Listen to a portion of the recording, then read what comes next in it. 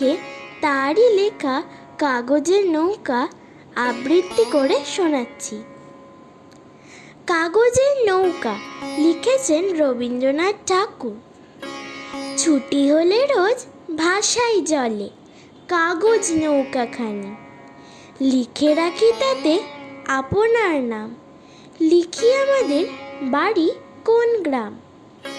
বড় বড় করে মোটা অক্ষরে যতনে লাইন টানি, যদি সে নৌকা আর কোনো দেশে আর কারো হাতে পড়ে গিয়ে শেষে, আমার লিখন পড়িয়া তখন বুঝিবে সে অনুমানী, কার কাছ হতে ভেসে এলে স্রোতে কাগজ নৌকাখানি।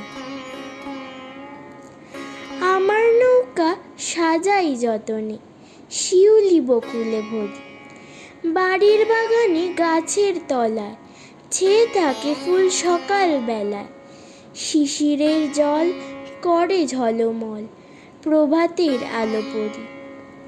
সেই কুসুমের অতি ছোট বোঝা কোন দিক পানে চলে যায় সোজা, বেলা শেষে যদি পার হয়ে নদী ঠেকে কোনোখানে যে, প্রভাতের ফুল সাজে পাবে কূপ কাগজের তরি বেয়ে।